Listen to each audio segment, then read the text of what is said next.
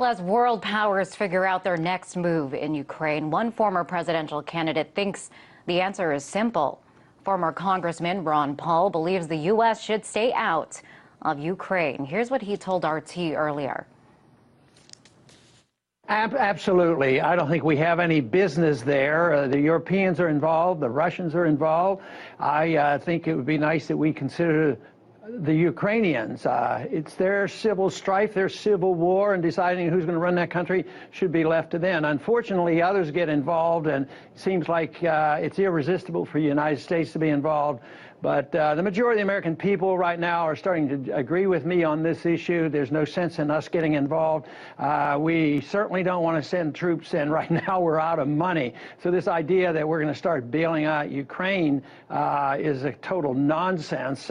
I don't see how we can afford that, nor should we do it.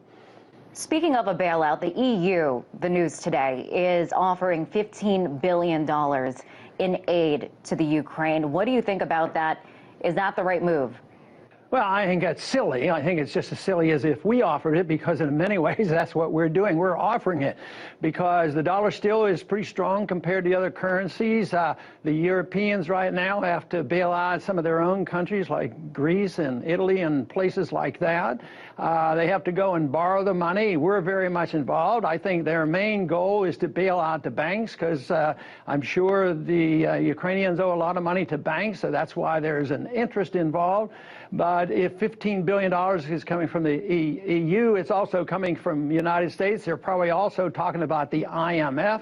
And the money's just not there. It makes no sense whatsoever. It just props up bad investments. And, you know, the one irony of all this is, let's say they do send some money to Ukraine, and the EU and the United States are supposed to be fighting with Russia right now. Well, who knows? Maybe the money will go to the Ukraine and they'll pay their bills and pay for the gas that they're getting from Russia. So that would be one irony, and maybe the bankers have that set up. But the whole thing makes no sense whatsoever from an economic viewpoint, from a political viewpoint. It's always vying for controls, and I think that's what's going on. Certainly, the EU, the U.S. sees some value in doing this if they're going to make this kind of contribution. I want to ask you, I mean, what do you think America's interests are in Ukraine? Okay, American interest in the Ukraine, of course, I think it's financial, and it's control. It's which way Ukraine's going to go. Is it going to go east or west? And they don't believe in self-determination. They always want, America always wants their hand in things. They have an empire to build and defend. And I think it's a mess. I don't think we should have an interest. If we did, it should be that we should encourage the Ukrainians to solve their problems. And once they have a government, we should be open to working with them and talking with them and being friends with them and trade with them. But no subsidies and no military and no instruction, and don't tell people what to do.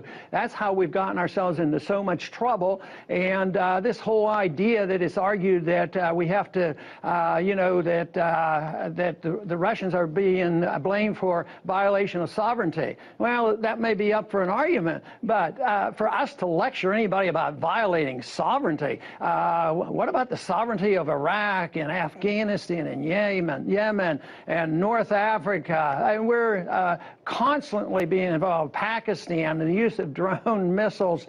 So I think that what I'm talking about is completely opposite of what the Republicans and Democrats have talked about, of this intervention, this compulsion to be involved and to expand and protect the American empire.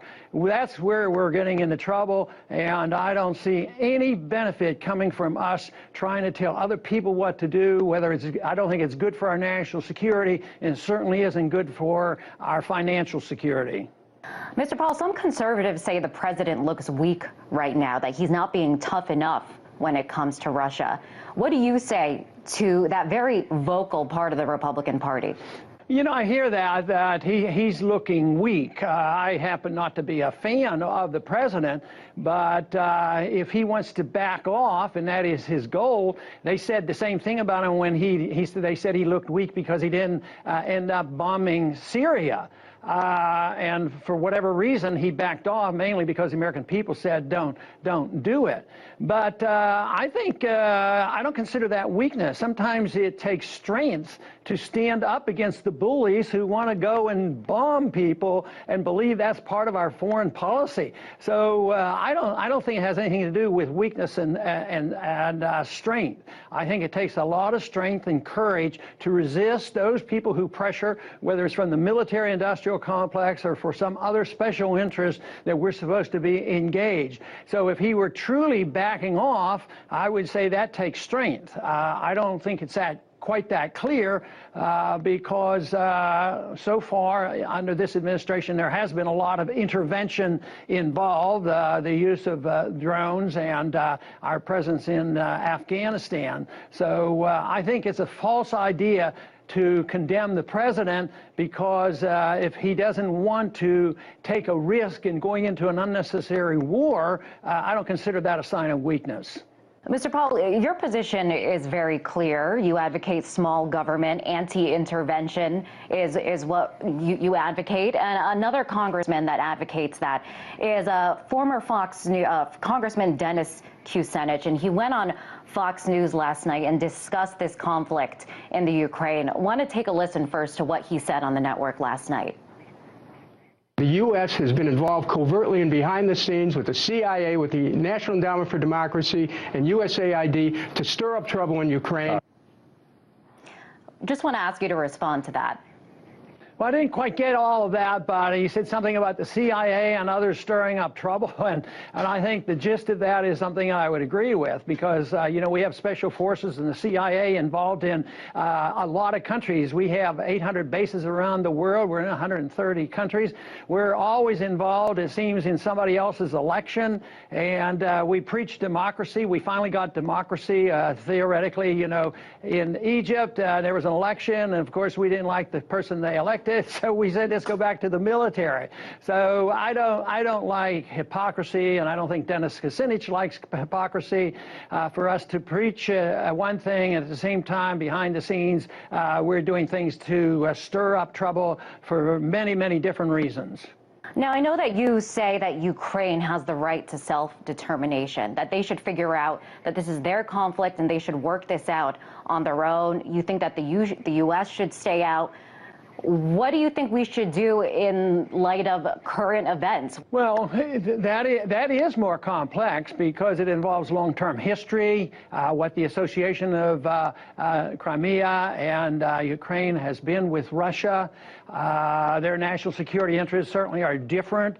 I would think that sometimes they say the accusation now is Russia's position is, you know, so aggressive and so horrible.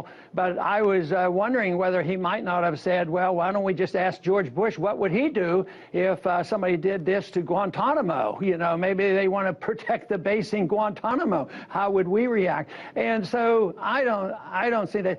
But that doesn't mean that I endorse it. The convenient part about a non-interventionist pro-American foreign policy is that I don't have to make that determination because it is complex. But I do know that the people more local have more to say about it. Just geographically, I would assume that the Russians have a more justification being concerned about what's happening in their naval base in the Crimea as compared to United States. And for this reason, I think that there's the more the outsiders stay out of it, the fine. It would be nice if I could wave a wand and I tell the Russians, okay, just let the Ukrainians decide what they want to do, and the Europeans and the Americans walk away from it. Fine and dandy, but that's not likely to happen. The only thing that I might have an influence, even though I'm not an official in government anymore, my advice would be that we should stay out of it and